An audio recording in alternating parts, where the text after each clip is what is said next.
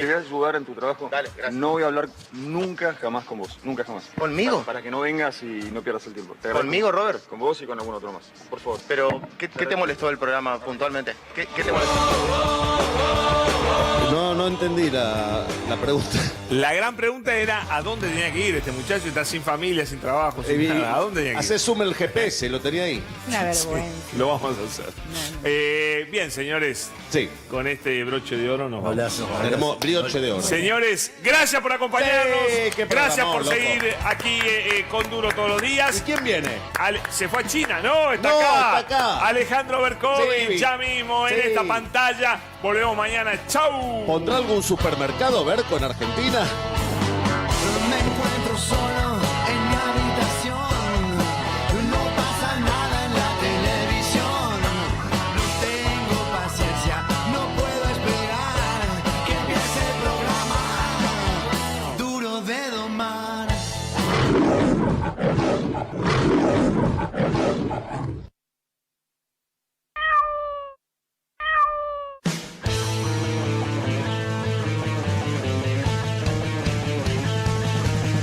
Dejé de sostener el techo y se me vino encima. Como se me viene encima el vino al amanecer.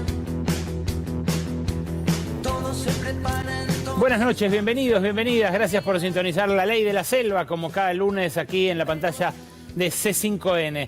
En un ratito acá conversando con nosotros sobre política, sobre humor, sobre cómo es ser trans hoy en Argentina, cómo es ser miembro de una minoría en la era de la agresión libre a toda minoría. En un ratito conversamos con La Costa, uno de los personajes del humor porteño con más éxito en estos últimos años, y realmente un gusto poder hablar de humor, poder respirar también en el arte un ratito en nuestro programa, que sea lugar para el arte, la ciencia.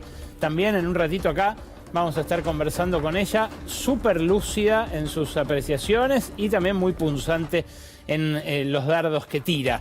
Pero hasta las 12:30 vamos a tener también la primera de una serie de charlas internacionales con economistas heterodoxos. El que se quede hasta el final va a tener premio. Hoy proyectamos la entrevista con Ian Kregel, el economista heterodoxo especializado en temas monetarios más importante de los últimos 20 años. Lo pude entrevistar en Brasil y hoy editada la entrevista completa antes del final del programa, aquí en La Ley de la Selva. Vamos a hablar también de la actualidad, de lo que estuvo pasando hoy en la política, pero quiero arrancar pensando en la clase media. ¿Qué es ser hoy de clase media?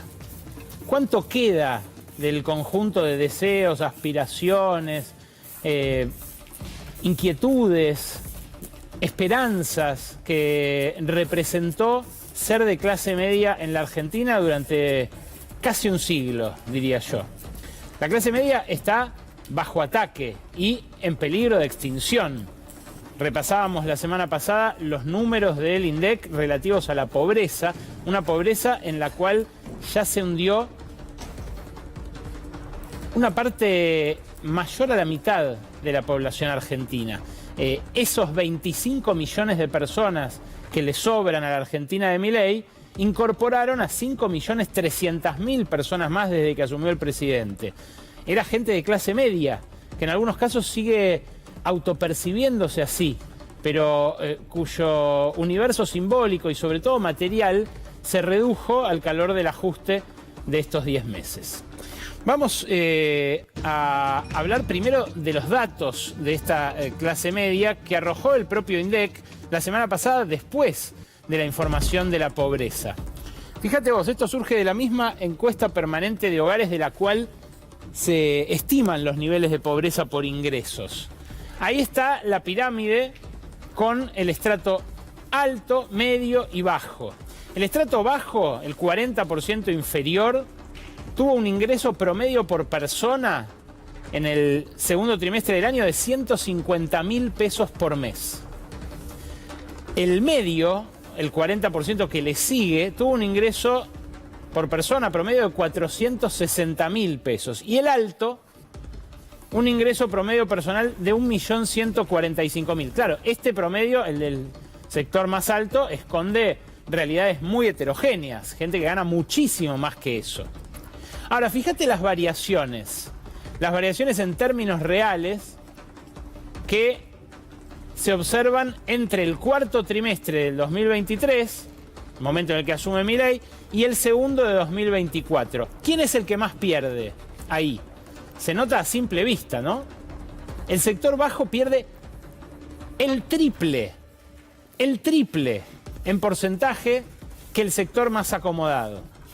El sector medio, que pierde 8,3% de sus ingresos en términos reales frente a la inflación, es el que intenta mantenerse a flote, pero el que en buena medida, las capas más vulnerables, termina integrada a ese continente de la pobreza que hoy también esconde realidades muy heterogéneas.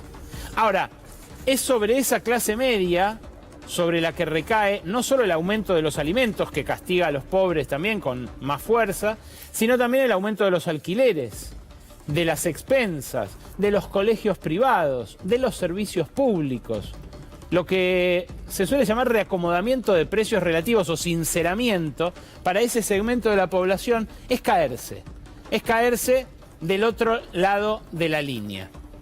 Y claro, no es solamente por estratos que se puede ver esta pauperización o este hundimiento de un segmento de la clase media en la pobreza.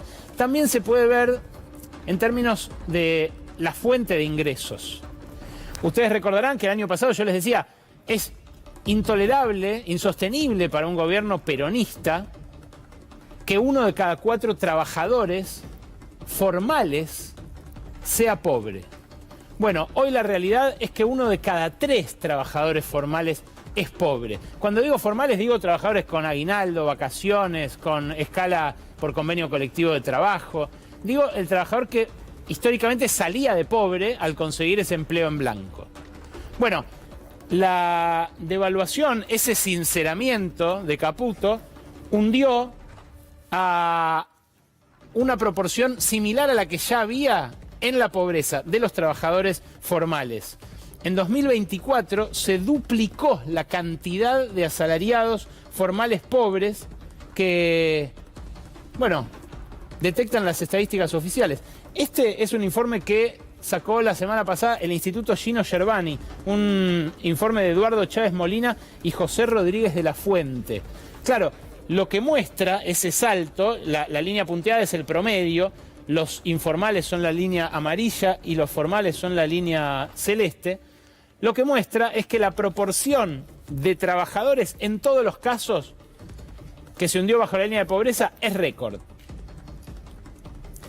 Y esto pone en crisis la idea de que trabajando se sale de pobre. Pone en crisis todo, la meritocracia que vendió el macrismo como su gran claim electoral. Pone en crisis el sueño de mi hijo el doctor, que tanto llevó la clase media como esperanza de ascenso social, de la mano de la educación pública. A esta hora acaban de ser tomadas varias facultades de la UBA y varias facultades de distintas universidades de provincias a la espera de lo que vaya a pasar pasado mañana con la discusión de la ley de financiamiento universitario. El Congreso debate el veto de esa iniciativa por parte del presidente Javier Milei. Pero, bueno, es un ataque en todos los frentes el que sufre la clase media. Fíjate que también en el corte por cantidad de horas trabajadas no distingue esta línea ascendente y marca un incremento de la pobreza tanto en quienes están subocupados, los que trabajan menos de 35 horas semanales, como entre los sobreocupados, que trabajan más de 45 horas semanales. O sea, más horas de trabajo hoy no garantiza mejores condiciones de vida, ni para los que están en blanco, ni para los que están en negro. Esto empieza a golpear sobre la percepción, por eso decía que es una crisis tanto en el universo de lo simbólico como de lo material. Fíjate este tracking que hace la consultora Isonomía, que le viene preguntando, aprovechando sus encuestas, que muchas veces contrata el poder político, es una de las consultoras que más usa el gobierno de Javier Milei, le preguntaron a sus encuestados de qué clase se perciben. Y fíjate, con el correr de los últimos 14 años, ¿cómo cambió esto?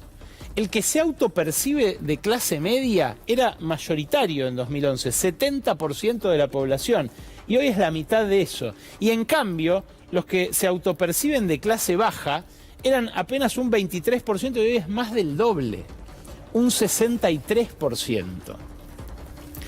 Hay una encuesta adicional que vi en el diario El Economista, que hizo la consultora Reyes y Filadoro. En el conurbano solamente un 18% de la población se autopercibe de clase media, mientras que el 78% de los consultados se autopercibe de clase media baja o de clase baja directamente. Apenas un 2% se identifica con la clase alta y un resto no quiso adoptar uno de estos rótulos. Pero esto es algo que no pasaba en la Argentina. Es algo que cambió idiosincráticamente del electorado, del mercado, de la vida cotidiana. Y lo detectan los cientistas sociales más agudos. Pablo Semán, con quien estuvimos conversando aquí en varias oportunidades, dijo en una entrevista este fin de semana: las clases medias vienen padeciendo hace una década empobrecimiento y heterogeneización, pero en lo que va del gobierno de Milei sufrieron un golpazo adicional. Claro, los que se hundieron en la pobreza en estos 10 meses son más que los que se hundieron en la pobreza durante todo Macri y todo Alberto Fernández y Cristina Fernández juntos. Hay un sector, un segmento que se mantiene a flote quemando ahorros. Parte del fenómeno del veranito cambiario, del dólar estable, tiene que ver con esto en el mercado paralelo. Pero hay otro segmento que no, que se hundió con todo, que perdió el empleo en algunos casos, que se hundió con todo en un continente en el cual no se reconoce, el de la pobreza. Esto lo detectó otro centro de estudios muy agudo en sus apreciaciones, que es Sentimientos Públicos. Sentimientos Públicos, que dirige el sociólogo Hernán Banoli, hizo una encuesta a través de internet, pero muy abarcativa, respetando niveles socioeconómicos en todo el país, con más de 3.000 casos, en la cual preguntó no solo por los consumos materiales, sino por las gratificaciones, los gustitos. Fíjate vos en qué se ajustó la clase media. Acércate, Dire, porque te va a impresionar ver la parte de arriba. ¿En qué se ajustaron más? Mirá, 7 de cada 10 recortaron comidas afuera o celebraciones, salidas al teatro, espectáculos, ropa, viajes, turismo. ¿Qué es ser de clase media? Sino ir a comer afuera una vez por mes. Tener un autito, soñar con las vacaciones de verano.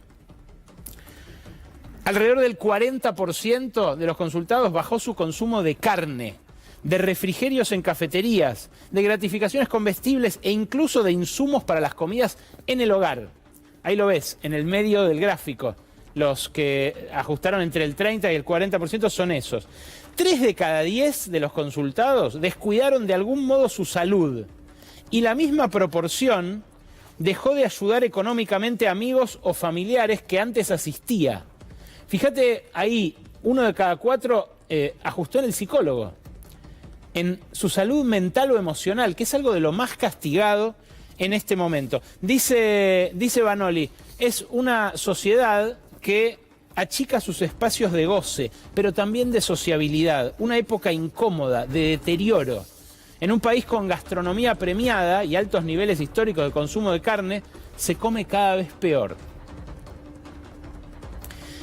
Y esta clase media es la que tiene que tolerar, además, en estos tiempos, que la clase alta, que el hombre más rico del país, que se fue a vivir a otro para pagar menos impuestos, le diga cosas como esta sobre la universidad pública, acaso el último de sus símbolos. Escuchalo a Marcos Galperín.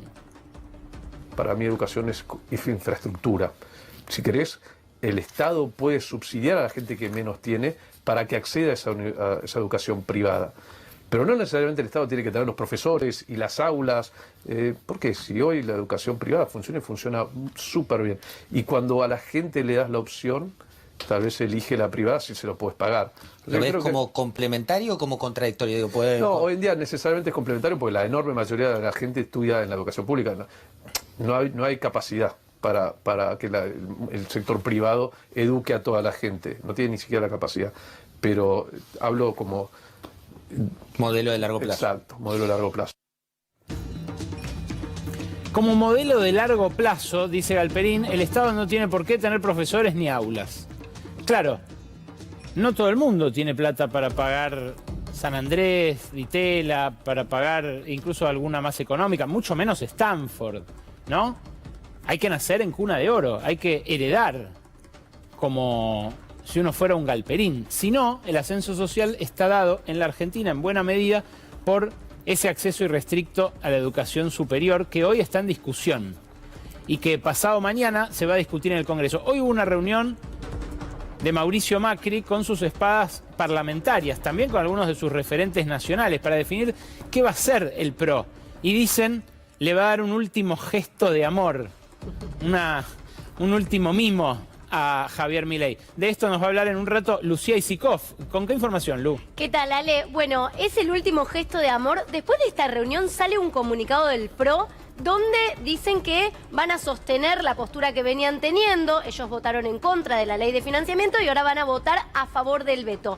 Pero ahí hay que mirar muy de cerca esta relación Macri-Milei, un Macri que despotricó muy fuerte en los últimos días, como esas parejas, Ale, que amagan constantemente con separarse, que se pelean, que le dicen a todo su entorno, está todo mal. Bueno, Macri ahora dijo, esta es la última oportunidad. Esto es lo que transmitió a su entorno y después te voy a contar qué cosas está pretendiendo Macri que Milei cambie. Bueno, en un ratito Lucía Isikoff con lo último de esto que está ocurriendo ahora, ¿eh? Como les digo, las tomas son ahora, pasado mañana es el debate en el Congreso y vamos a seguir minuto a minuto esa discusión. Ahora, a caballo del veranito cambiario, de estas jornadas que pasan en las cuales el dólar baja, en las cuales vuelve a mesetarse el riesgo país, todavía altísimo, pero por lo menos por debajo de los 1.500 puntos con los cuales estuvo coqueteando hace 2-3 semanas, se empieza a generar un movimiento. Y hay gente que, por ejemplo, compra y vende inmuebles. Las ventas de inmuebles en agosto en la ciudad de Buenos Aires, ahí la tenés, fueron récord en 6 años.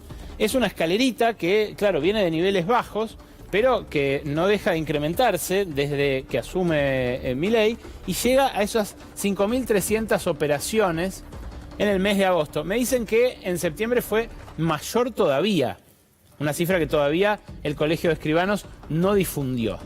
Ahora, ¿se está reactivando todo el mercado inmobiliario? ¿Hay más movimiento en general en todo el país y se puede inferir eso de este dato de compraventas? Bueno, estamos en el medio de una situación muy atípica que es el blanqueo. El blanqueo de capitales, si bien todavía no sabemos cuánto dinero involucró, porque se extendió ahora hasta fin de octubre, porque todavía no hay datos oficiales, no va a ser el blanqueo de Macri de 114.000 millones de dólares, pero ya hubo al menos 8.000 millones de dólares que se exteriorizaron y fueron a esas cuentas en los bancos que incrementaron las reservas por ese aumento de los encajes. ¿Puede eso ser la palanca para una reactivación? ¿Puede subir la economía como pedo de buzo, como dijo Milei, con el dólar quieto? Bueno, claro, es algo muy difícil en este contexto. Se va a conocer el jueves el dato de inflación de septiembre, que estuvo un poquito por debajo de agosto, porque sigue siendo muy alta, 3,5%. Los ingresos vienen muy atrás, como les mostraba en los 3 estratos de la pirámide. Y la verdad, no parece más que una reacción aislada a ese blanqueo que obviamente hace que, con lo que aumentaron los alquileres, mucha gente se sienta atraída por tener una renta y se compra un departamento. Me dijeron, por ejemplo, agentes inmobiliarios que lo que sale son departamentos de $100.000, $110.000. Una casa, un PH de más dinero que ese, no se está vendiendo.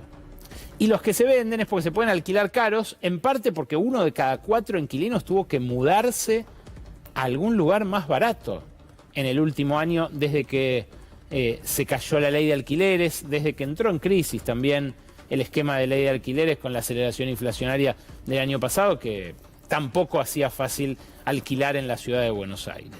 Bueno, lo que detecta Sentimientos Públicos, la consultora que midió la caída de los consumos materiales de la clase media, es que adentro avanza una procesión muy depresiva. Fíjate, preguntaron qué coincidencia tiene la gente con esta frase. La gente que conozco está cada vez peor, deprimida o con sus proyectos de vida en crisis. Casi 7 de cada 10 argentinos muestra su acuerdo con esta frase. Con que la gente que conoce está cada vez peor, deprimida o con su proyecto de vida en crisis. Este número aumenta con el segmento de mediana edad, entre 35 y 55 años, y en los niveles medios hay más respuestas afirmativas que coinciden con esto.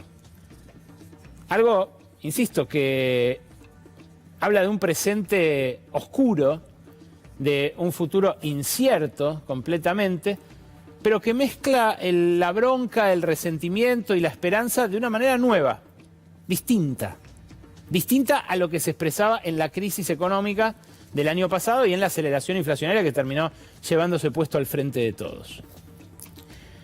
Fíjate que en este deterioro empiezan a aparecer estrategias de supervivencia.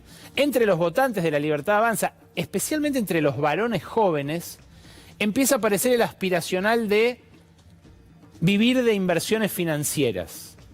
No es casual que aparezcan cosas como la que apareció en San Pedro, fenómenos de masivas estafas piramidales en las cuales la gente cae porque quiere creer. Y fíjate este especial punto que hace esta encuesta.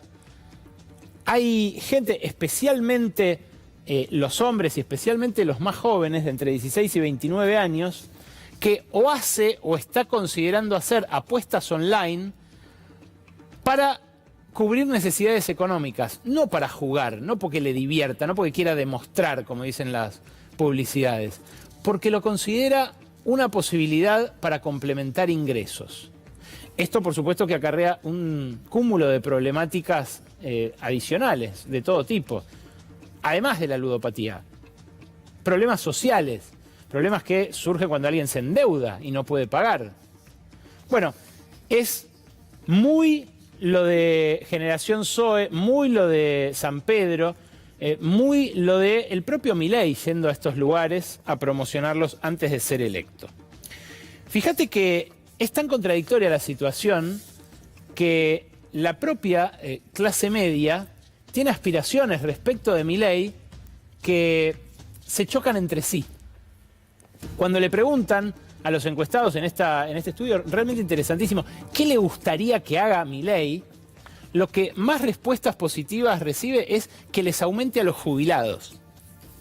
Casi 7 de cada 10 quieren que les aumente a los jubilados, pero a la vez 6 de cada 10 quieren que baje los impuestos. O sea, es una clase media que no solo está golpeada, sino que además quiere un Estado más chico que atienda a más gente. Y claro, es una clase media que tampoco tiene sed de revancha contra los pobres, a la que tampoco le cala tan profundo el que metan presos a todos los piqueteros, pero sí quiere, por ejemplo, que baje la edad de imputabilidad, sí quiere que se renueve la Corte Suprema. Insisto, son anhelos que se mezclan muy, muy contradictoriamente y que expresan también la crisis política que estamos atravesando. En este contexto habló anoche el ministro de Economía, Luis Caputo, en atmósfera controlada, sin que le hicieran ninguna pregunta incómoda, pero aún así, aún de local, fíjense lo que termina diciendo sobre el control de cambios.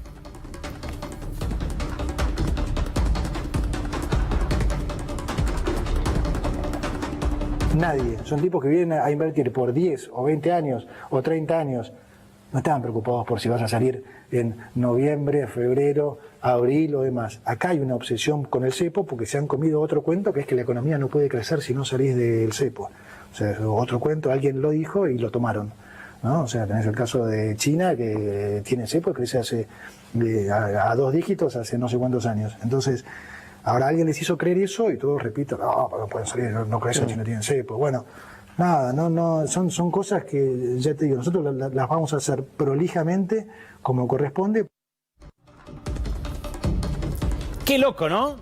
Hay que vivir un momento como este de un Luis Caputo reivindicando el control de capitales. Claro, podría haberlo hecho cualquier economista heterodoxo, podría haberlo hecho cualquiera de los mandriles, como dice Milei, pero no. Lo hace el ministro de Economía de la ultraderecha, el ministro de Economía de los que venían a liberar completamente todas las ataduras para el capital. ¿Y qué ejemplo pone Caputo? China. Es alucinante. La China comunista con la cual Milei no iba a hacer negocios hasta hace apenas 10 días y que de repente anunció va a viajar a conocer, va a ir Karina Milei ahora a la feria de Shanghái en noviembre. La pone como ejemplo Caputo de crecimiento con control de capitales. Claro, no es alguien que lo hace azarosamente. Caputo defiende su política económica, una política económica que le está valiendo cada vez más críticas de los sectores ortodoxos. De hecho, hoy, alguien que criticó la continuidad del cepo cambiario, del control de capitales, fue Domingo Cavallo, quien Milei decía fue el mejor ministro de Economía de toda la historia.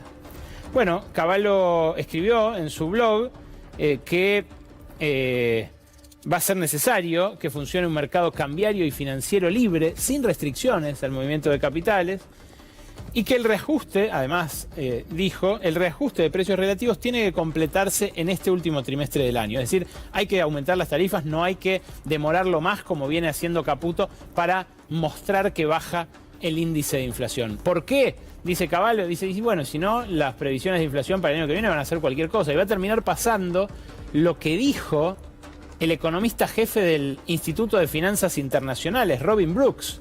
El Instituto de Finanzas Internacionales reúne a los mayores bancos de Wall Street y dijo algo lógico. De la pandemia para acá, una de las monedas que más se revaluó en el mundo es el peso argentino, que emite un banco central sin reservas, con reservas netas negativas. La que más se devaluó en el mundo, de las que más se devaluó en el mundo, es el real brasileño. Una economía está al lado de la otra.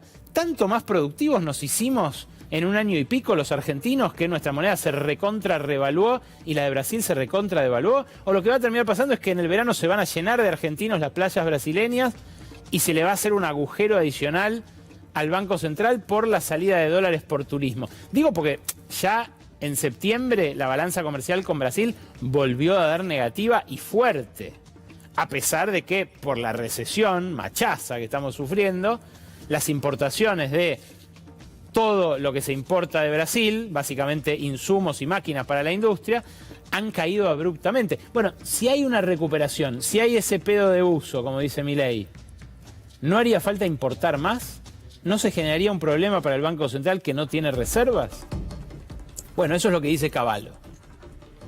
Eso es lo que intenta desmentir Caputo cuando hace su propuesta de crecimiento a la China en un contexto de, bueno, la libertad avanza. No es solo Cavallo el que cuestiona el rumbo de Milei, también lo cuestionan los gurúes que él admira. Esta semana que pasó dio una conferencia Hans Hermann Hoppe, un libertario de renombre que varias veces Milei dijo es su norte, junto con Murray Rothbard, a quien conoció personalmente.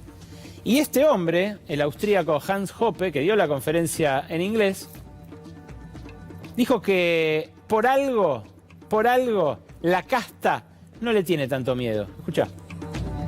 He is not considered to be a threat by the elites, because in foreign policy he is just a nice boy, following along the main lines. Es un buen chico, dice Hans Hoppe, casi como el gatito mimoso que le tiró Miriam Bregman en el debate. Ahora, dice más, ¿por qué lo eligieron a Milei. Él dice, no es porque sea uno de los nuestros, un libertario. Lo corre todo el tiempo por derecha. Dice, no se animó a hacer todo lo que decía en campaña. Ahora, ¿por qué lo eligieron? Escucha la caracterización. And given this background and given his showman talent that he definitely has, with a certain element of clownishness,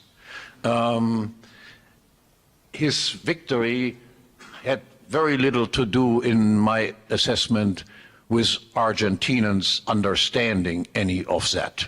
Argentines are just as stupid or smart as Germans, Englishmen, Americans, and so forth. Eso de payaso que tiene Milei, dice Hans-Hermann Hoppe, es lo que resultó atractivo para una sociedad que lo que quería era un cambio. Lo que pedía era que se terminara la tortura de la inflación.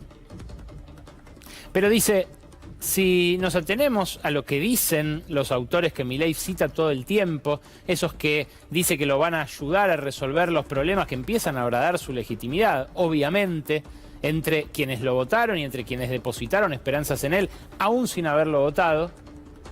Bueno, si nos atenemos a esas lecturas, lo de él es un desastre. Escuchá la conclusión que saca. But from the point of view of an anarcho-capitalist, which he claims is his philosophical conviction, he is, of course, a disaster. And I cannot agree with making him, well, among libertarian circles, turning him into some sort of hero. He is not a hero.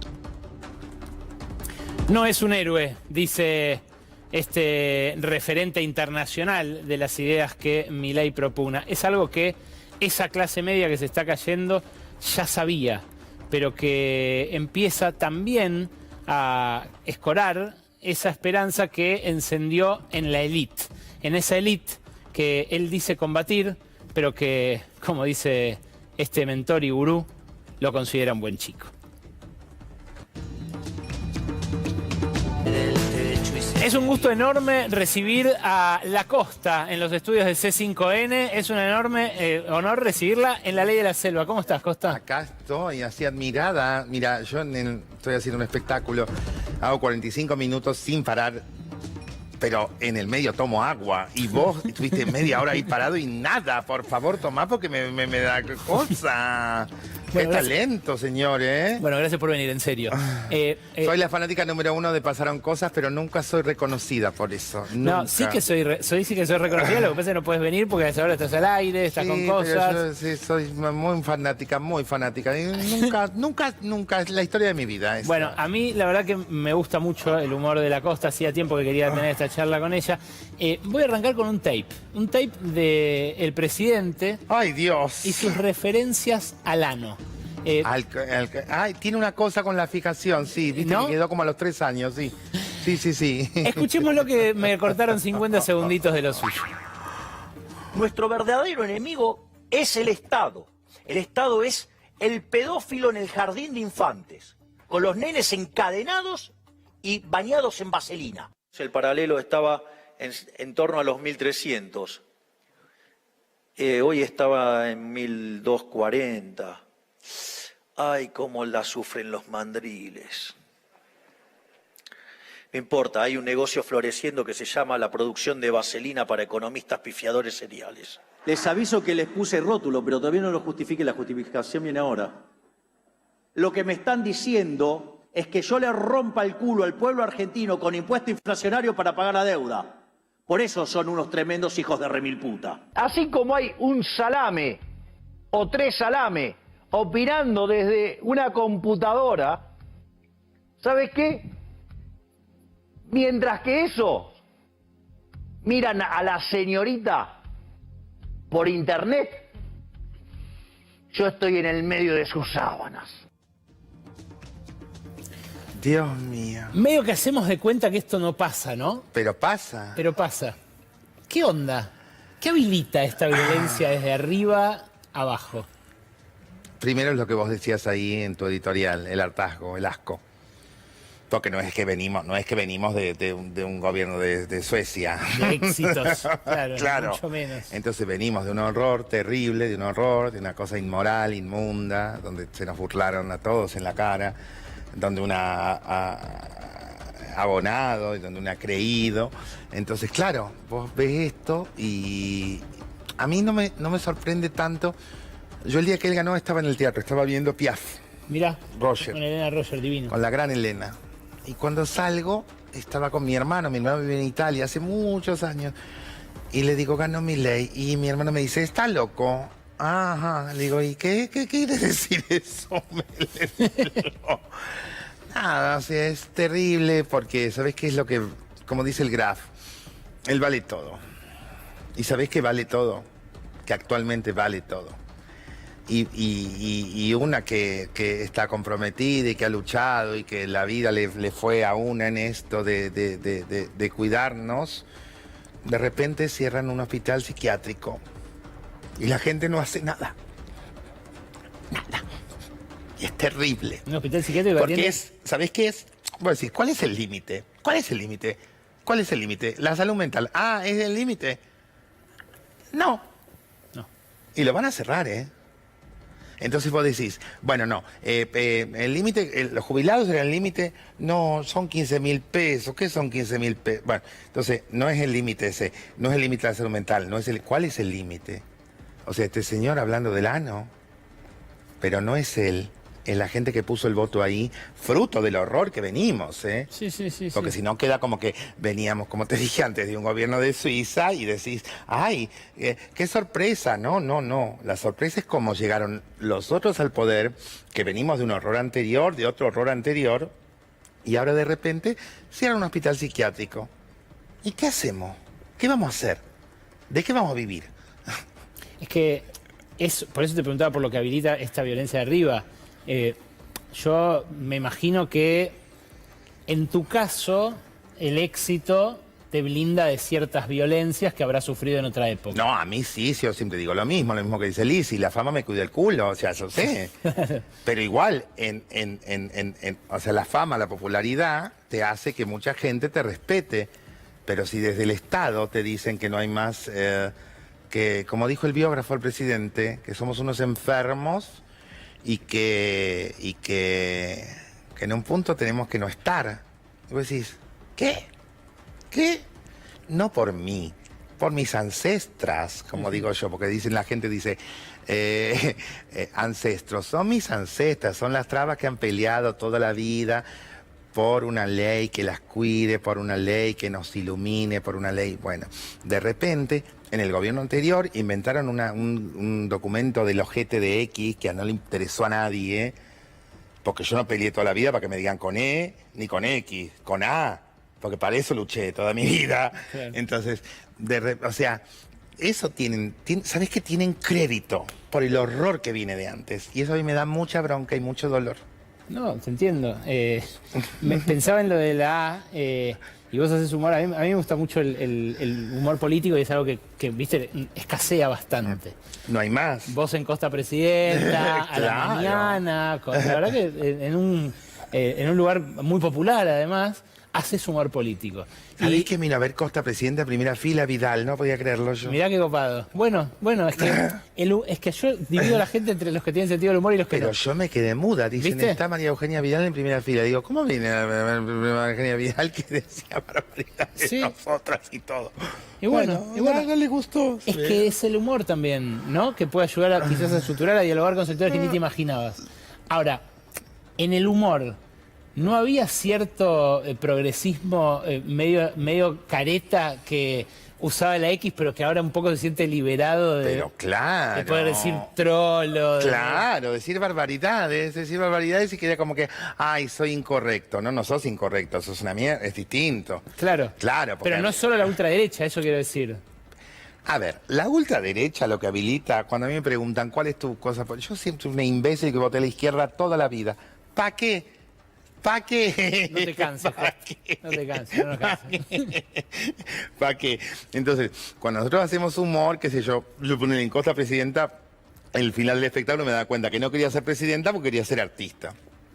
Entonces, vos decís, Yo me levanto todos los días a las 5 de la mañana. Hace 10 años que trabajo en la radio. Trabajo en Telefe, que es un canal el más visto, ¿no? Y después hago mi espectáculo, y etcétera. Y vos decís, y no alcanza.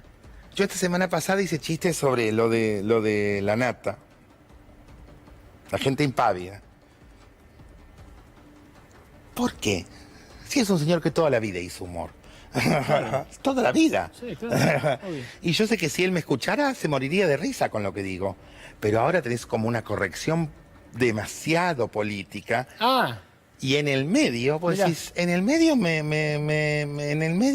cierran, o sea, no tengo dónde ir, no hay más nadie. No hay más forros. No tengo. Nosotros la semana pasada contamos que los preservativos de reparto gratuito se eliminaron del sistema nacional. Y por eso volvieron por eso hay un rebrote de las ETS, las de sífilis. Claro. ¿Sí? Claro, pero ¿sabes qué dicen los ultra? Con mis hijos no. Educación sexual no. Y yo siempre digo lo mismo, y yo sé que me detestan por esto que digo. Pero yo digo, la gente que no le gusta la ETS es porque le gusta que abusen de los chiquitos. Porque si no, ¿qué harías? Sí. Es así, ¿eh? Bueno, sí, es que... Es así. No sé qué perversiones se esconden lo que acabamos de ver de Milei. No, bueno, eso es para que lo analice. Pero es eso, o sea, no es normal. Viste que lanzó el partido ahora que dice patria, familia... Dios, patria y familia. Dios, patria y familia. Sí. Dios es Adán y Eva. Sí. Creced y multiplicaos, o sea que tenés que tener hijos, si no, no sos familia. Pero la gente que comulga con él dice que nosotros no somos una familia. ¿Y cuál es su familia? ¿La hermana y los perros? Sí, no es un elenco que sea muy familiar tampoco, en el sentido ese tradicional, ¿no? El conservador facho de Dios, patria. Tampoco. Pero a mí, yo vuelvo sobre esto, Ale, a mí me sorprende la gente. La gente. Que tiene como una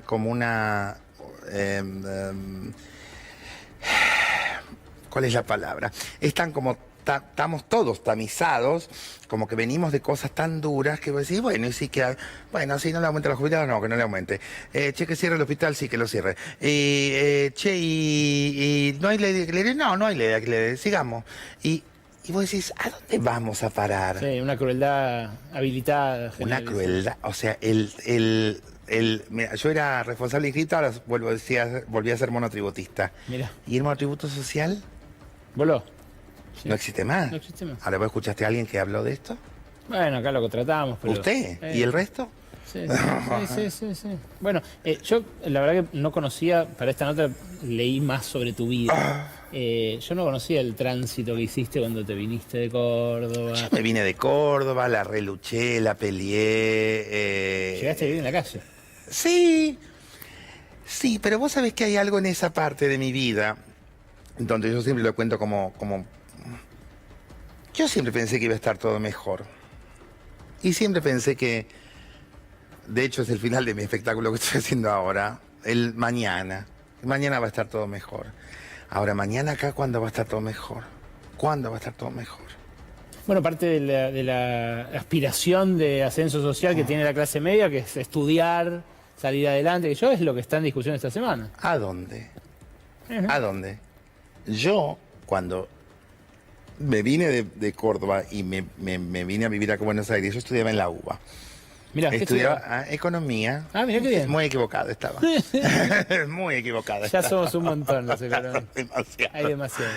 Pero bueno, tiene una historia familiar, etcétera. Mi viejo decía, mi viejo había estudiado para ser contador, pero nunca se recibió. Mirá. Entonces, siempre en las empresas que trabajaba en la parte de contaduría. Entonces la gente le decía el contador Costa. Papá no era recibido, pero él no decía nada. No negaba. Entonces yo me crié los hijos del contador, mi hermana y yo. Mirá.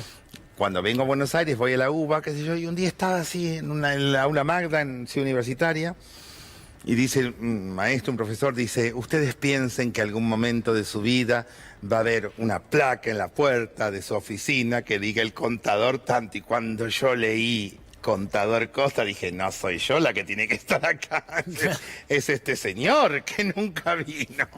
Entonces ahí me fui a la mierda de la UBA y nunca más volví. Pero a esta marcha no pude ir, a la anterior sí fui. al anterior sí fui. ¿Y qué representa para vos la universidad? Y para mí es como vos dijiste antes, es el aspiracional. Es que ese hijo de un obrero, ese peronismo bien entendido, ese peronismo que ya no existe, llega a una universidad pública. Ellos hablan de que hay que destruir el Estado. Los sueldos de ellos no se los tocan, ¿eh? No, claro. Mira, ahí estamos viendo la toma que está proliferando por todas las facultades a esta hora, en un contexto previa de la discusión del veto o no, ¿no? ¿Sabés qué es lo doloroso de la ley de financiamiento universitario? Que hay mucha gente como yo que a lo mejor hubiera terminado la universidad, pero se agarran de las que no terminamos para decir que no sirve, para decir que no hay oportunidad. Y sí hay oportunidad.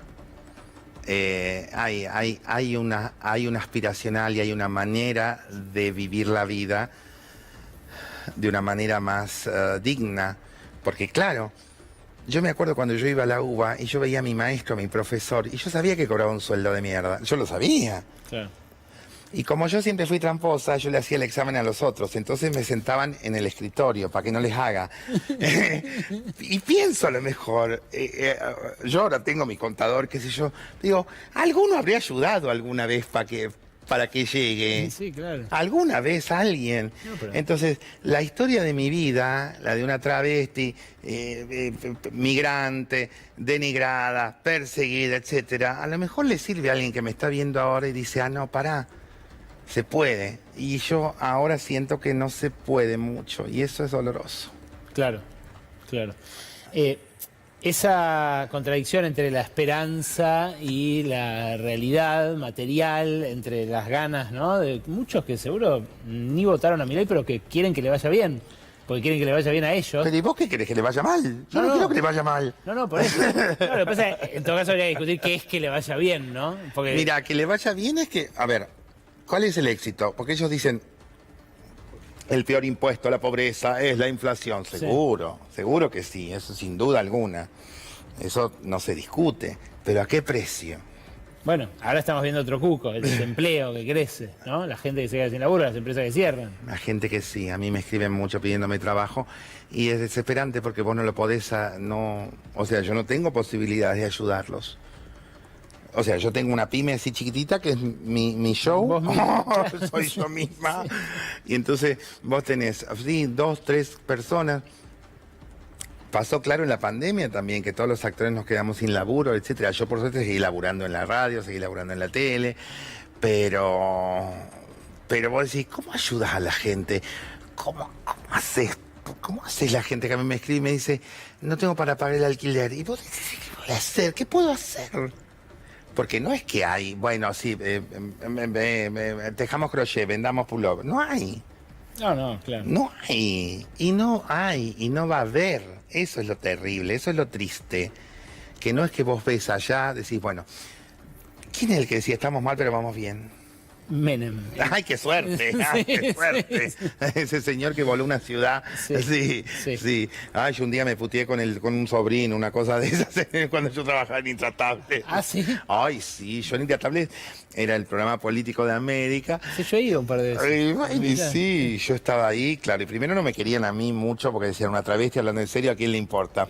Hasta que un día me puteé con un político y ahí dije, ay, sí, nos encanta, es buenísima ella. Sí. Claro, y yo soy de Río Terceros, es la ciudad que él voló 2 veces. Claro. ¿Viste qué pasa? Y dice, ay, qué presidente, qué escándalo. Bueno, ahora tenemos al sobrino del presidente de la Cámara de Diputados pidiendo no sabe mucho las leyes, ¿viste? Le cuesta. Dice que en 30 años vamos a ser una potencia. Ah, en 30. Es como que cada generación tiene el Menem que le promete ser potencia. Ah, ¿no? qué suerte. En 30 yo voy a tener... No, yo creo que llegue ya. Vos tenés mi misma edad, así que no, estamos jodidos en 30. Sí. Costa, contame, ¿de qué te agarrás para hacer humor en este momento? ¿Cómo haces para hacer la cara de risa a María Eugenia Vidal o a los que te van a ver en el teatro todos los fines de semana? Y mira, de ahora te agarrás del horror. Te agarrás del horror. Haces una ensalada rusa, pones un poco de papa, zanahoria, mayonesa y vas. Yo tengo como un espectáculo armado donde yo hablo de mí, que sabes que me cuesta muchísimo hablar de mí, pero te agarrás de lo natural y de lo normal y de las cosas que van pasando y haces humor con una calle, con un cruce de autos, con un colectivo, con lo que podés. Te pregunto porque en la ultraderecha hay un humor también cruel, ¿no? Que todo el tiempo se está burlando, que está agrediendo, y vos no lo haces. Digo, hay como una empatía en el humor que, bueno, les está vedada, parece. No, lo gracioso es que cuando vos haces humor con ellos se enojan. Claro, claro. Porque no tienen humor. Porque el humor es música y uno tiene que saber tocarla. Por eso a veces la gente cuando no entiende, no, porque no. Ahora, vos haces humor con ellos y no te lo permiten. No. Pero a la vez cierran el INADI, entonces te pueden decir trolo tranquilamente en las redes sociales. Y completamente. Y está garantizado por el Estado. El Estado que quieren destruir. Claro. Y lo gracioso es que la libertad es la libertad irrestricta de todas las condiciones del mundo, de la vida, y uno puede andar por la calle haciendo soy maricón, pero no. Entonces vos decís, ¿qué pasó en el medio? Pero yo te insisto sobre esto mismo, Ale. ¿Qué pasó en el medio para que la gente vote eso? Totalmente. Eso es lo grave. Y eso es lo que a mí me condiciona también a la hora de hablar. Porque yo sé la trascalada de puteadas que voy a recibir hoy. Hoy no abras las redes. No, y tampoco me importa. Si no me dan de comer. Claro. Sí. No son mi público. No, se han convertido también en un antro de odio notable, ¿no? Sí, y la guita que se invierte en ese odio también. Que de eso tampoco mucho no se habla. Se invierte mucho en la guita del odio, se invierte mucho en denigrar al otro, en decirle al otro lo que está bien, lo que está mal, y vos decís, yo en el medio, ¿qué hice? ¿Qué? Invierte mucha plata ahí, ¿eh? Sí. Porque o sea, antes, hace unos años, era como, ay, ¿de qué vive? ¿De internet? Habla boludeces por internet. Ahora se paga eso. ¿Y con qué guita se paga? ¿Quién hace un ex? Nadie. Entonces vos decís, bueno, evidentemente la equivocada soy yo, porque si no, tendría un auto más lindo que el que tengo. Porque si no estás equivocada, Costa. Yo sé que no, y vos tampoco. Gracias por venir, gracias por estar siempre y por el testimonio, porque en el arte me parece que podemos encontrar algo de ese futuro que a veces se nos escurre. No, cuando la gente viene así, te viene a ver, cuando se van así, te dan un beso y te dicen gracias, como por 1 hora y media me olvidé de lo que pasaba afuera, ahí es donde una dice valió la pena. Gracias por venir, en serio. Chao.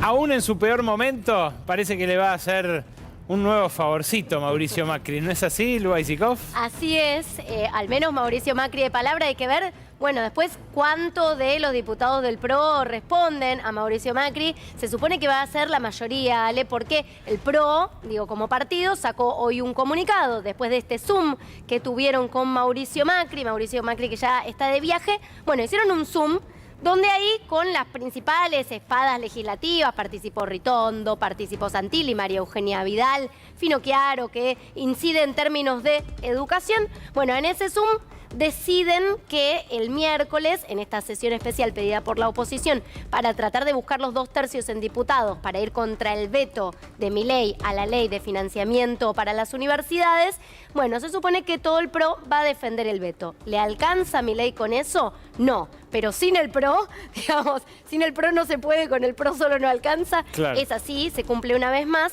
Y la realidad es que venimos de días de mucha tensión entre ambos. Arrancamos, Ale, si te parece, mirando el tuit que tira Mauricio Macri ayer domingo. Sí. Este domingo, donde, bueno, sorprende. Ahora te cuento el back de este tuit y por qué sorprende.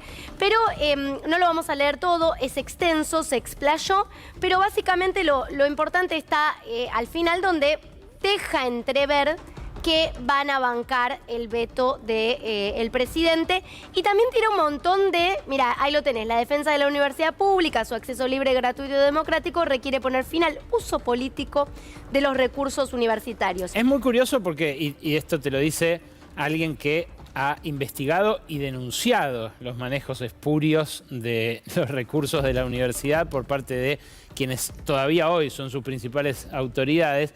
Es muy curioso porque una cosa es denunciar que, por ejemplo, en el Hospital de Clínicas hay tales contratos con tales laboratorios que no son transparentes, que tienen vínculos con familiares y demás. Y otra cosa es genéricamente decir, no presentaron ni una factura. Sí. Digo porque la Auditoría General de la Nación revisa 2 veces por año los números de las universidades y porque además, en todo caso, desde abril hasta ahora, pasaron 6 meses y el gobierno no movió una planilla para verificar en qué se gasta el dinero de las universidades, que por otra parte tienen autonomía para hacerlo, ¿no? Exactamente, se la agarra Macri con la UBA, además, y el rector de la UBA, Helpi, le responde y le dice, saca un comunicado de la UBA donde dicen, esto están intentando confundir a la población, o es ignorancia o estás intentando confundir a la población. Pero, sí, bueno, ahí viene la justificación de Macri de, una antesala de lo que terminamos de conocer hoy, que es que le van a bancar el veto a Milei. Pero bueno, Macri ahí diciendo, el dinero de más que se le da a la UBA va para un uso político. Eso es lo que dice el expresidente. ¿Y por qué, Ale, te decía que sorprendió este tuit? Porque esto viene de la semana pasada, muy resumido, pero el jueves pasado Mauricio Macri se junta con los senadores del PRO. Sí. Meten una foto, una reunión donde Macri, lo que sale de esa reunión es una frase donde Macri les dice, estoy cansado de comer milanesas, habrás escuchado las milanesas todo el fin de semana hablando de las milanesas. Sí. Estoy cansado de comer milanesas y que después no haya cambios, que no me den nada de lo que estamos pidiendo. Automáticamente, después de esa reunión y esa foto con los senadores del PRO, se encienden las alarmas de Santiago Caputo, el asesor estrella de Milei, que pide una reunión privada con Macri. Se juntan en unas oficinas de Caputo esa misma tarde, el jueves. ¿Y qué pasa en esa reunión? Versiones encontradas, pero básicamente no se define nada. Había menos enojo de la Rosada. En la Rosada te decían, bueno, Macri pidió lo de siempre, pidió cargos para el gobierno, quedamos que lo vamos a hablar, patearon la pelota. Pero si vos hablabas con el entorno de Mauricio Macri, había realmente, Ale, mucho enojo después de esa reunión. Un fastidio total con el gobierno, no queremos saber más nada, nos están haciendo de nuevo lo mismo. Y mirá si no queda claro en el tuit que hace Fernando de Andrés el viernes. Fernando de Andrés, uno de los hombres más cercanos a Mauricio Macri, digo, nada de lo que ponga él no tiene el ok de Macri. Como el escorpión cita esa famosa fábula, como el escorpión que mata a la rana que lo está ayudando a cruzar el río, no pueden resistirse, está en su naturaleza. Se ve que escuchó el último disco de Charlie. Claro, exactamente. Pero bueno, ahí también tenés distintas interpretaciones sobre esa frase. Hay una que es indudable, que hay malestar del PRO con el oficialismo. ¿Y entonces por qué lo hacen, Lu? Si es algo que les cuesta ante su electorado, que en muchos casos en las provincias les va a facturar apoyar un veto recontra antipopular, más todavía que el bolsiqueo a los jubilados. Si Milei no les da lo que piden, ¿por qué lo hacen? ¿Por qué lo hacen? Es la gran pregunta. Bueno, tiene que ver también con sostener al gobierno y sostener lo que ellos creen que es no quedar como unos traidores, básicamente. Porque el PRO, mayoritariamente, salvo 4 diputados, Álvaro González, porque ya está muy alejado, digo, del esquema Macri y responde a la reta, y otros 3 que se ausentaron o se abstuvieron en este caso, todos votaron en contra de la ley de financiamiento universitario, con el argumento del equilibrio fiscal, ¿vale? Siempre diciendo, bueno, defendemos la universidad pública, eso no es lo que está en juego. Equilibrio fiscal, pero plata ajuste no. Para todo. Plata no. Amor la defendemos sí, sin claro, plata. Claro. Pero lo que pasó con la ley de reforma jubilatoria, con estos héroes, para los que Milei hizo el asado, héroes en términos de la Casa Rosada, estos 87 héroes que le permitieron sostener el veto, es que hubo algunos radicales que dieron vuelta a su voto. Y el PRO dice, si nosotros damos vuelta, quedamos como los traidores. Pero además Macri ahí está en un encono, porque vos decís, bueno, no le conviene y no es un tema simpático para su electorado, sin duda. Pero quedar como que le suelta la mano a Milei en este momento, cuando básicamente el electorado del PRO se ha ido con Milei, también es difícil. Claro, pero la propia Karina Milei está armando en las provincias, diciéndole, en provincias donde hay gobernadores del PRO, del ex Cambiemos, diciéndole, acá vamos a tener candidatos propios. No es que le está diciendo, vamos a armar las listas juntos.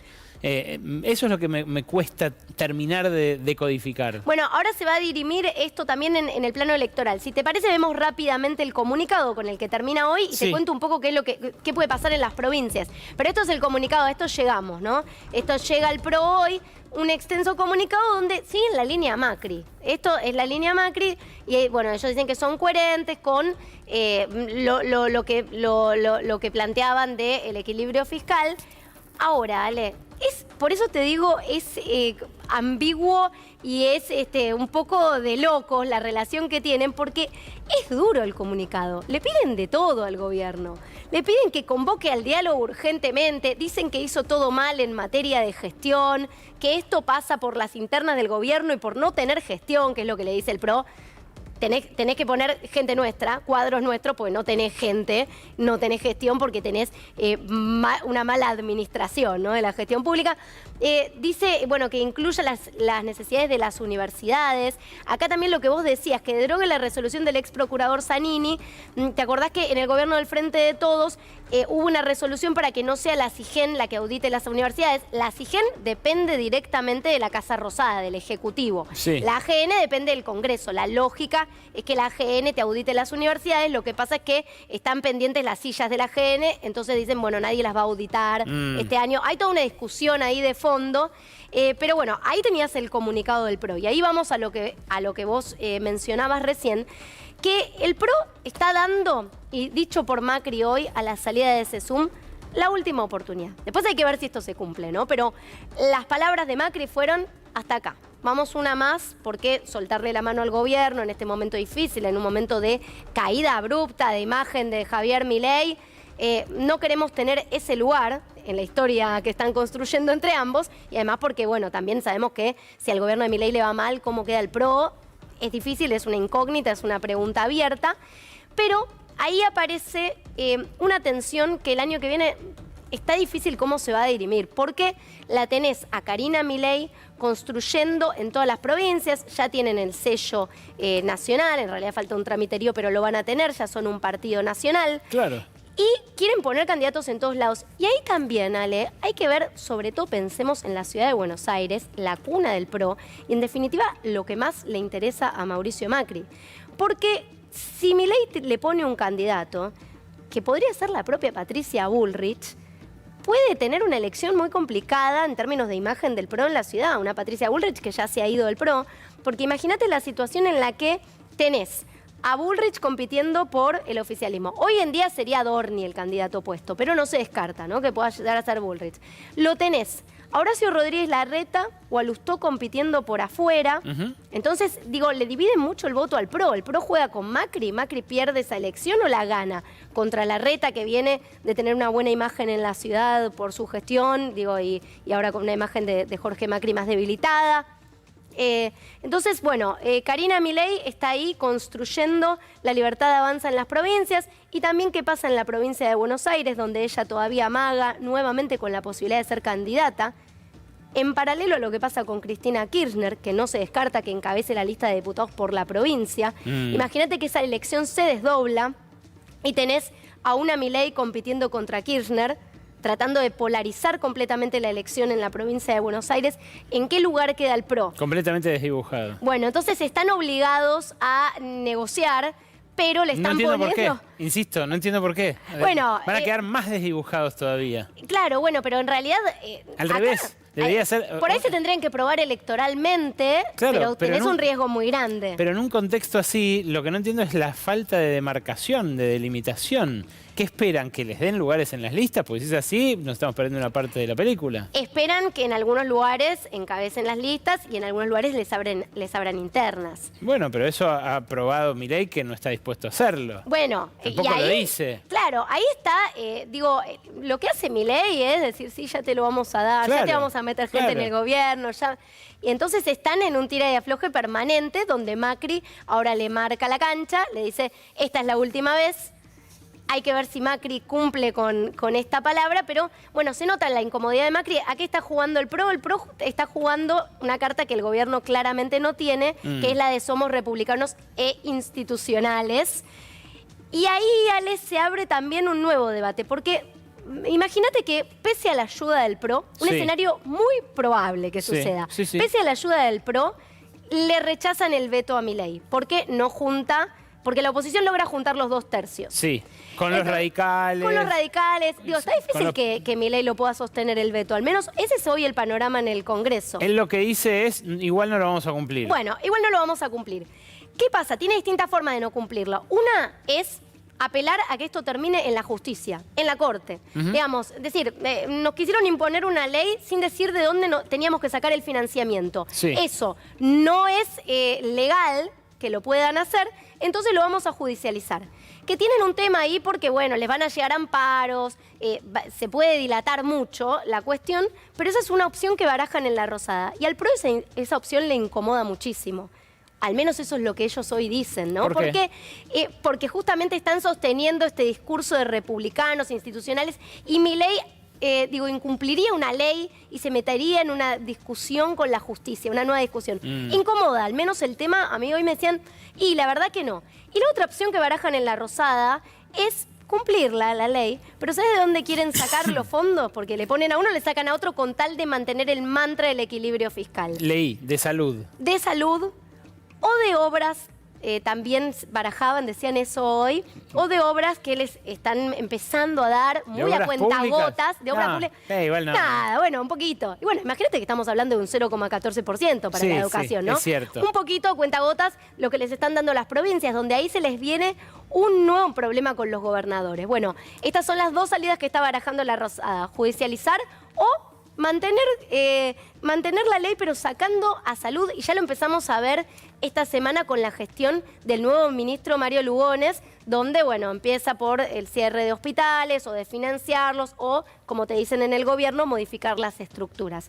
Así que vamos a ver de dónde la sacan, pero te digo, Ale, bueno, quedamos pendientes a lo que pueda pasar en la sesión del miércoles, pero no es positivo, al menos hoy, el número que tiene la Casa Rosada para poder sostener su veto. Ni siquiera con este último gesto de amor de Mauricio. Claro, bueno, no alcanza. Pensemos que el PRO tiene 38, de los cuales ya 4 no votan, y la Libertad Avanza tiene 39. No llegan al 87 así. Hay que ver qué hacen los radicales ahora. Queda un poco ahí puesto el ojo. Muchísimas gracias, Lu, por esto. Y ahora sí, lo que les prometí desde bien temprano. La primera de una serie de entrevistas con economistas heterodoxos y heterodoxas que pude entrevistar largamente en Brasil, en un congreso que organizó hace un par de semanas la Red Ideas. El primero es el de Jan Kregel. Jan Kregel es un economista estadounidense, especialista en temas monetarios, a quien además lo consultan mucho de acá de la Argentina, porque desde la crisis 2001-2002 está muy involucrado con los temas de Argentina. Lo primero que le pregunté es cómo ve la gestión de Javier Milei y si hay posibilidades de recuperación. Luego, como especialista monetario, también le pregunté sobre la dolarización. Pero fíjense el pronóstico que hace para el corto y mediano plazo. How do you evaluate Javier Milei administration so far? Well, the problem is so far it doesn't seem to have a strategy except for dismantling everything which already exists and trying to start over again. And the difficulty is that economies in general are not self-organizing. And if we look at the basis of his policy, which is supposed to be one that is based on free markets and based on prices, we know that most economic theory considers markets as institutions. And institutions need to be built. They don't emerge just out of nothing. So what we're doing is waiting, and presumably that's what the policy is to wait until the economy recovers autonomously. And my prediction would be that in the space of another year to year and a half, you'll discover that there is no autonomous response by the economy to recovery. So it will not? It will not. And then the government is either going to have a policy, or the helicopter will come back and it will take Mr. Milei away, just as it took De La Rua away, to some place which is safe. the first strategy, the only strategy that I've been able to identify, is the fact of trying to move all of the debt off of the central bank's balance sheet onto the government's balance sheet, and then to refinance in terms of what we call zero interest bonds. So they're trying to avoid what they call this negative monetary creation, which comes from the fact that if you have an outstanding stock of money, and you've borrowed that money at an interest rate, the money supply is automatically going to increase by the interest that you're paying on the debt. Okay? So this is an endogenous source of monetary creation by the central bank. So if you believe that the increase in the stock of money produces inflation, then if you reduce that increase in the money supply, you get the increase down to zero or negative, then you're supposed to get rid of inflation. So what have they done? They've transferred all of the debt to the Treasury. The Treasury now holds the debt, but the debt now is a discount debt, so that the interest is paid when? It's not paid every quarter or every 6 months or every year. It's paid at the end of the maturity of the debt. So basically what you've done is to shut off that automatic increase in the money supply. So this is the first strategy that you can identify as a strategy of combating inflation. The second is to attempt to generate an external surplus. Now, if you generate an external surplus, they haven't managed to do this in a substantial degree as yet, but if you generate that external surplus, it means that you're selling more to the rest of the world, so the rest of the world owes you money, so that they have to pay you money. So what you're getting then is a demand for domestic currency from the rest of the world. You get an appreciation of the exchange rate, and the idea is that the appreciation of the exchange rate will do two things. The first thing, it reduces the prices of imported goods. So again, this is good for inflation, and at the same time, it creates the creation of these external reserves, which gives you the potential for repaying foreign debt. Okay, so if you look, as I say, if you look for an internal strategy, this is the only one that I can find. You always challenged the idea of inflation as an exclusively monetary phenomenon. And Milei repeats that like a mantra. Inflation is only and every time an exclusively monetary phenomenon. If these strategies you identify fail, will inflation go up again? Of course, because the entire logic of these proposals is based on the idea that reducing the rate of growth of the domestic money supply is going to cause a reduction in the inflation rate. And as I said, it's potentially, theoretically, it could work, but it depends on the movements of the external account, and it depends on the movement of internal prices. Now, the difficulty would be is that if it turns out that domestic industry collapses, okay, and what you end up with is a very sharp fall in incomes, and if we look at the poverty levels, we note that the increase in poverty levels are exactly the same as they were in the crisis of the 1999, 2000, 2001. It means that people don't have money. If they don't have money, they're not spending. And if they're not spending, then obviously prices, yes, are going to go down. But the trick in this is to be able to go from the period in which you've reduced prices, you've gotten price stability, to one in which the economy can then expand.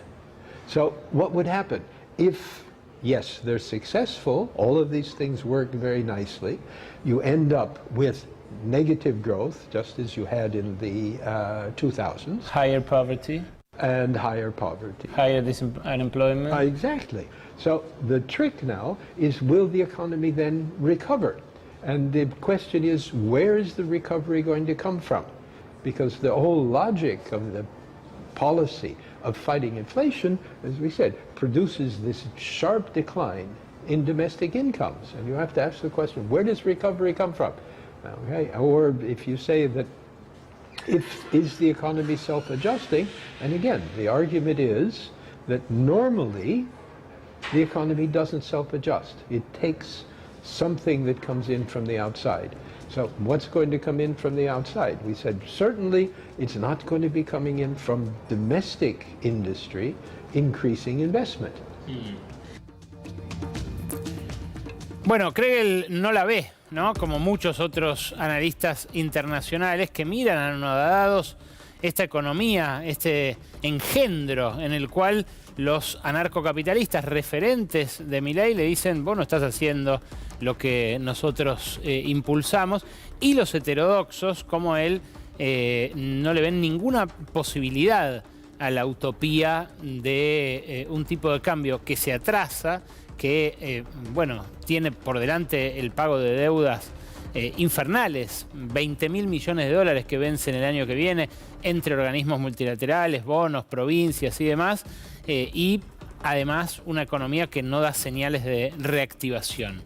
Kregel también respondió sobre la dolarización y lo que el Fondo Monetario le viene diciendo a Milei que no puede hacer, que es dolarizar endógenamente. ¿Qué es eso? Escuchar al especialista.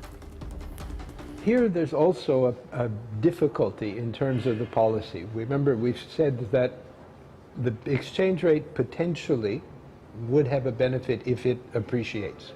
Now, the problem is to avoid the depreciation that will come before that process of adjustment that we've talked about in terms of the reduction in the rate of growth of the money supply and the improvement in the external balance.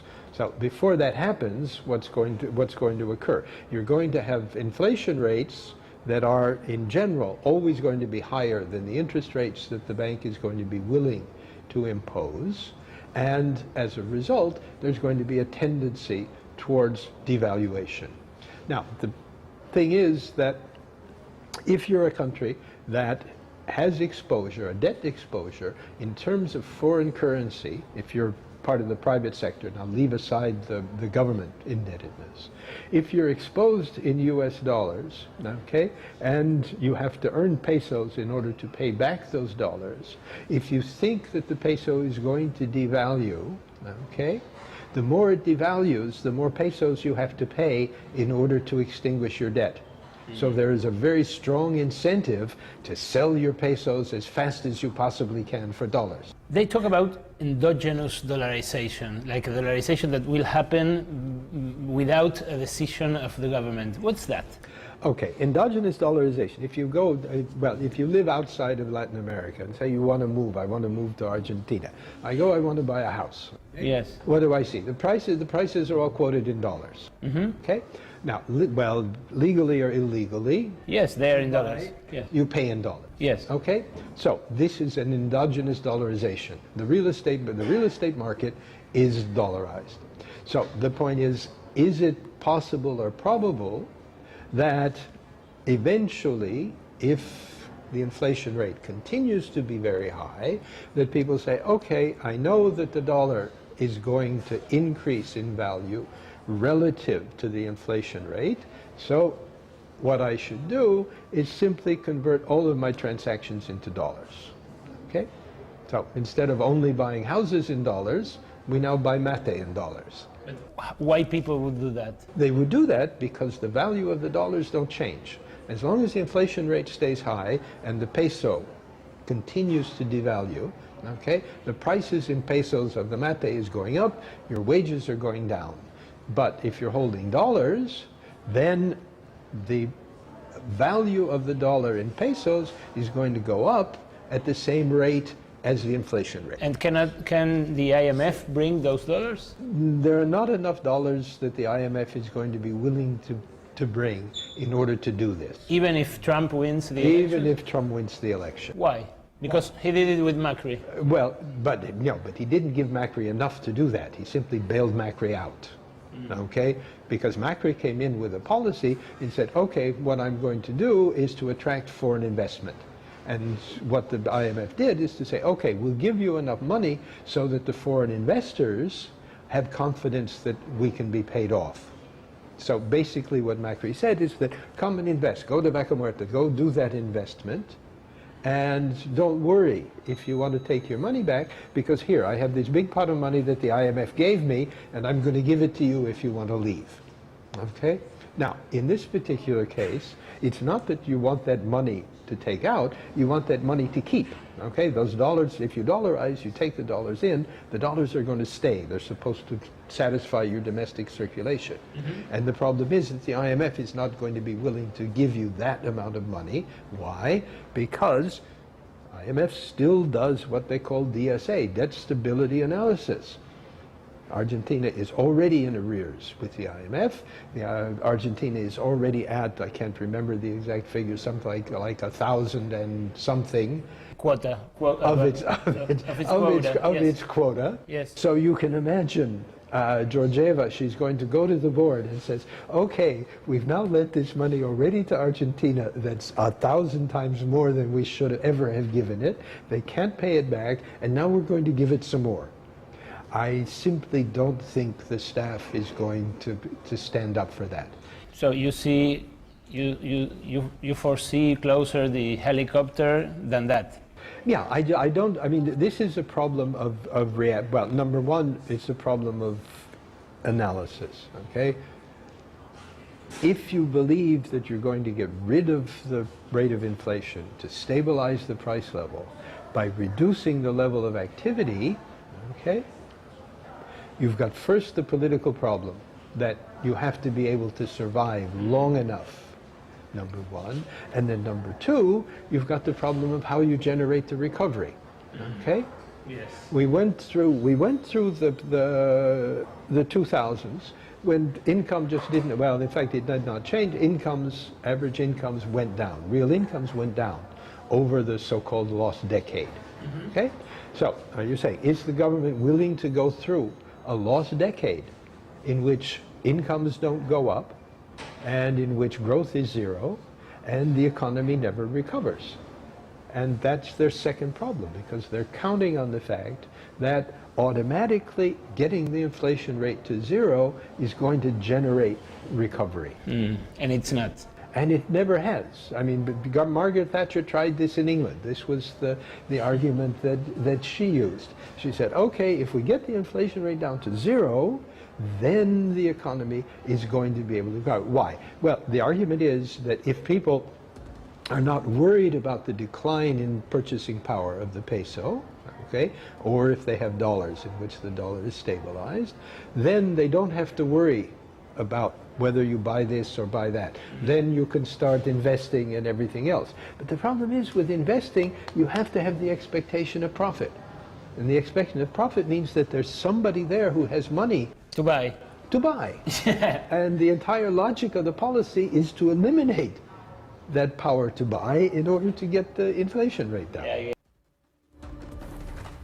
Bueno, ahí está Ian Kregel, el economista heterodoxo, que abre esta serie de reportajes que, como te digo, van a ir saliendo de acá hasta fin de año para la gente a la que le interesa ver discusiones que en otros lugares del mundo se dan, o puntos de vista también de gente que viene discutiendo estas cosas y que no está inmersa en nuestra charca anarcocapitalista. El lunes que viene las espero como siempre a las 23 acá en La Ley de la Selva. Chao.